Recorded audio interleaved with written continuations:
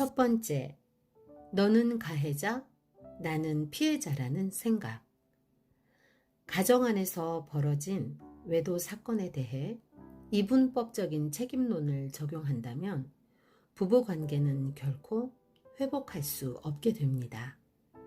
이 불행한 사건에 대해 서로의 부족했던 점을 시인하고 어느 한쪽만의 잘못이 아닌 공동의 문제로 받아들이며 개선할 의지를 갖지 않는다면 이 문제는 계속해서 잘잘못을 따지고 방어하기 바쁜 악순환을 반복하게 될 것이기 때문입니다.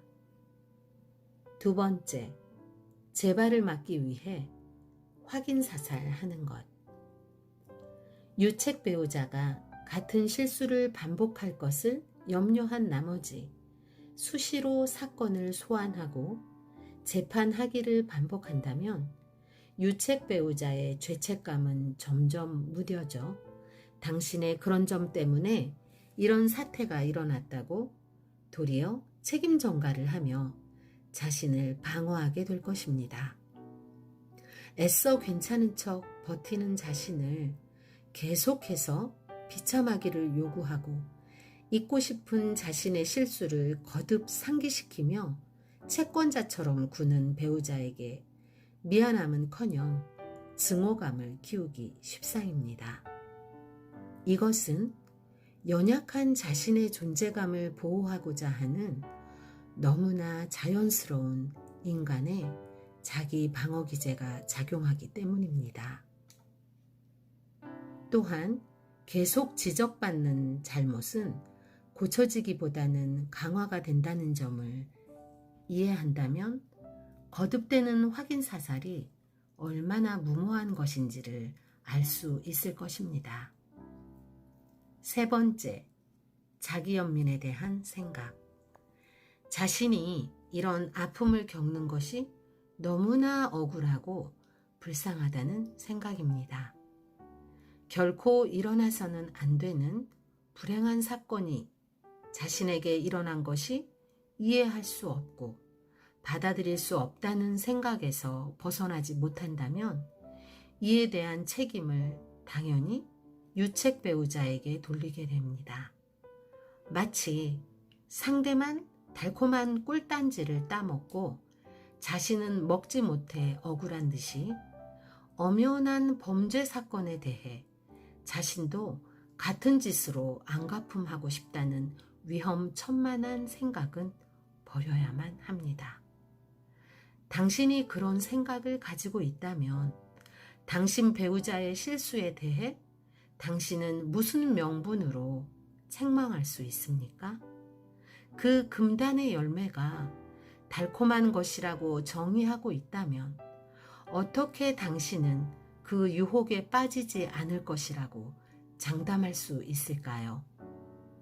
이것은 벌어진 일을 회피하고 싶은 자기 방어적 사고라는 것을 인지하고 관념이 현실을 피폐하게 만들지 못하도록 비합리적인 자기 연민의 생각을 버려야만 합니다.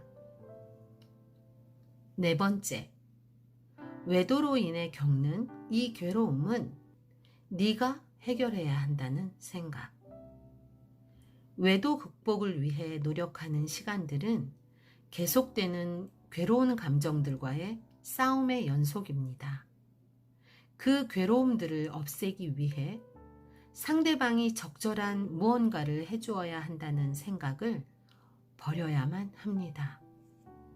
상대가 좀 더 저자세여야 한다는 생각, 좀 더 진솔한 참회가 있어야 한다는 생각, 이 괴로움을 더 깊이 이해해 줘야 한다는 생각, 더 뼛속 깊이 수치스러워해야 한다는 생각.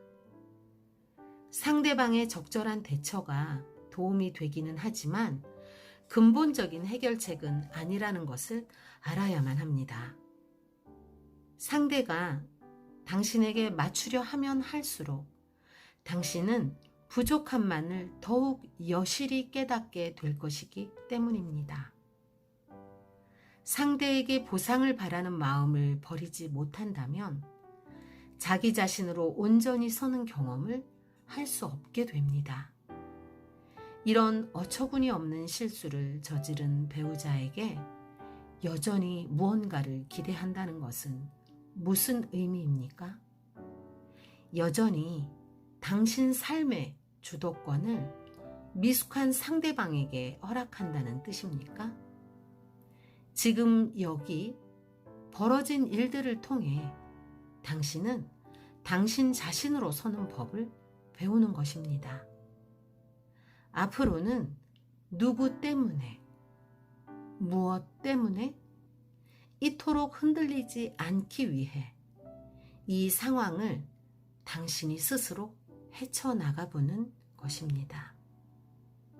당신 안에서 벌어지는 일들은 외부의 누구, 외부의 무엇이 아닌 당신 자신이 책임지며 해결해야 한다는 것입니다.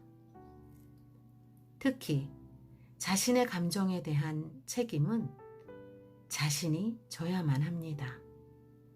너 때문에 지금 내 감정이 이토록 괴롭다며 책임지라고 해서 그 감정을 책임져 줄 수 있는 사람은 없을 뿐만 아니라 혹시 책임져 줄 수 있다 해도 도저히 괜찮아질 수 없는 것이 감정이라는 것을 알아야만 합니다.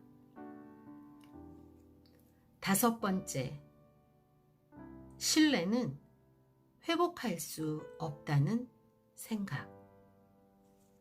이 사건으로 인해 다시는 예전 같지 않을 것이라는 절망적인 생각은 버려야 합니다.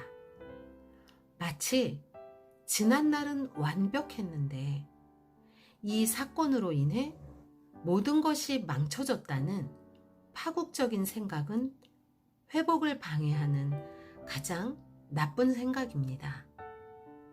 돌이켜 생각해보면 이전에 당신의 결혼 생활엔 여러 취약성이 있었을 것입니다. 그러나 그 취약성에 적절하게 대처하지 못하고 서로 조율하지 못해 무시되었던 문제들이 쌓이고 쌓여 오늘 드러났을 뿐임을 인정해야 합니다. 그러므로 이 사건은 관계의 끝이 아니라 미숙했던 지난날에 대한 마무리임과 동시에 새로운 관계의 시작이라는 것을 이해하고 불행이 아닌 전화위복의 기회가 될 것을 기대하며 실패로 낙인 찍지 말아야 합니다.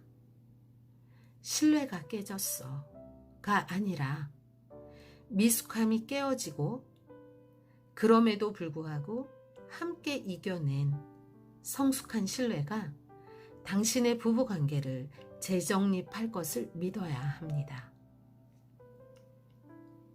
불행한 사건이지만 결코 당신 가정을 깨버려야 할 만큼 대단한 의미 부여는 하지 말아야 한다는 것.